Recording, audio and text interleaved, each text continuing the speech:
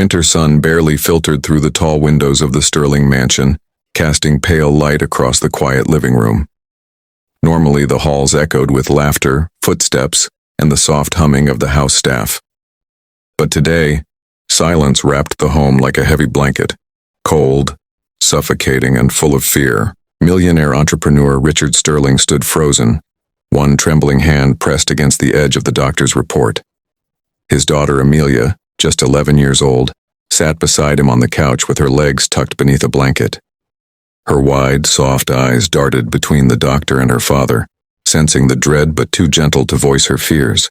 The doctor cleared his throat, his voice heavy with the weight of news no parent ever wants to hear.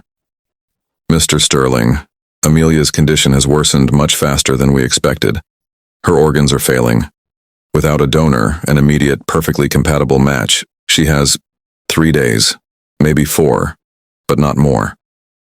Richard felt the world tilt, the breath knocked out of him.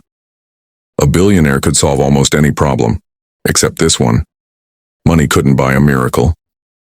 Amelia blinked slowly, her voice tiny. "Daddy, what does that mean?" Richard swallowed hard, forcing a gentle smile that didn't reach his eyes. "It means we're going to do everything we can, sweetheart, everything." But Amelia had always been more mature than her age. She saw the truth in her father's trembling hands and the doctor's defeated eyes. The doctor excused himself, giving Richard a moment.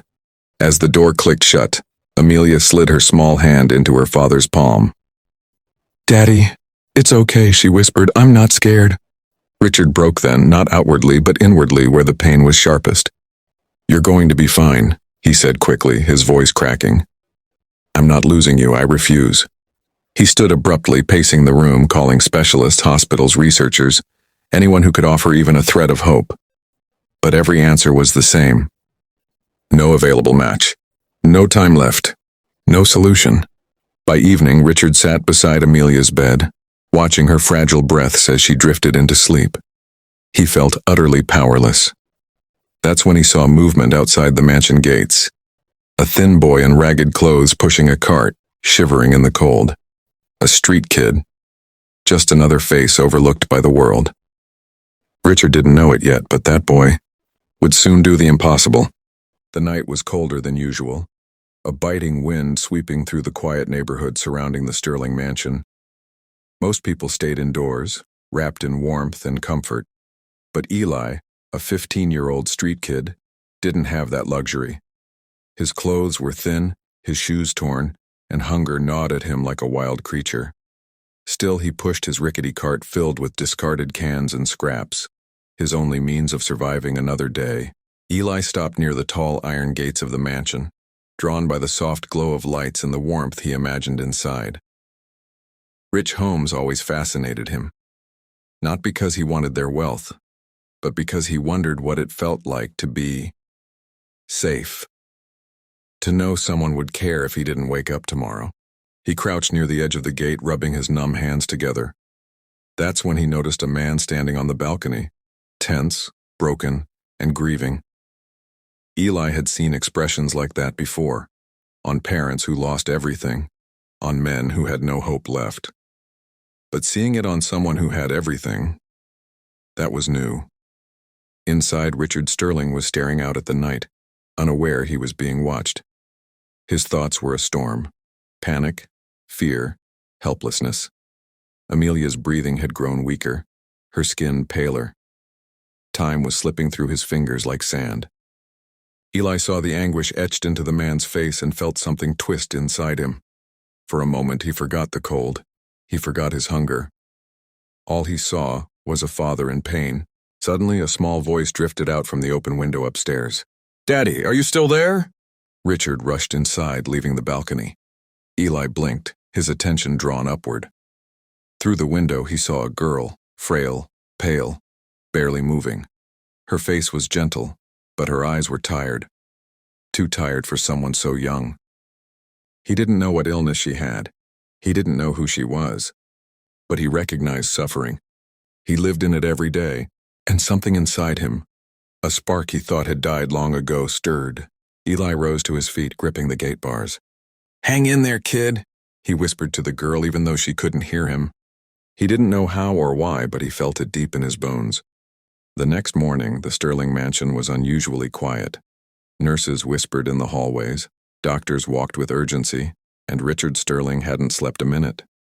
Amelia's condition had worsened overnight, her temperature dropping, her skin turning almost translucent. Richard sat beside her, holding her tiny hand between both of his, whispering, "Stay with me, baby, please." Meanwhile, outside the mansion gates, Eli had returned. He didn't know why, only that something had pulled him back. He kept replaying the image of the frail girl in his mind. He felt a connection he couldn't explain, a weight urging him not to walk away. As he approached the side of the mansion, he noticed something strange, a small delivery bag lying in the bushes. It looked like it had been tossed or dropped. Curious, Eli picked it up. The logo on it read, "Sterling Medical Supply, urgent deliveries only." Eli's heart kicked into gear. He knew the name, he saw it on the mansion's gates. He opened the bag and froze. Inside were 3 vials of a rare antibiotic, each labeled with a bright red warning. Temperature sensitive, must be refrigerated. The ice packs inside were melted, completely warm. He swallowed hard, his mind racing. He didn't understand much about medicine, but he did understand what temperature sensitive meant. If these were meant for the sick girl inside. Eli ran to the back door and knocked desperately. A maid opened the door, irritated. "What do you want?" This bag. I found it outside," he said, breathless. "It's for the girl. Your girl. It's supposed to be cold. The delivery guy must have—" The maid grabbed the bag and froze, her face drained of color. "Oh no, no, no, no." She rushed inside, shouting for the doctor. Eli stood in the doorway, heart pounding. Moments later, Richard Sterling appeared, panic written across his face. "What happened?" The doctor held up the warm vials. "These were left outside. They're useless now. The medicine Amelia needed last night never reached her." Richard staggered back as if struck. She could have died because of this. The doctor nodded grimly. "We have one chance left, but the nearest replacement vials are across the city."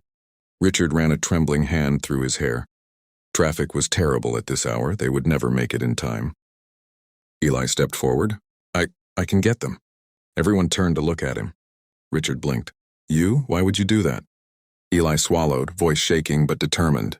"Because I know what it feels like when no one helps you. And I won't let her suffer like that." And in that moment, brief, fragile, but powerful,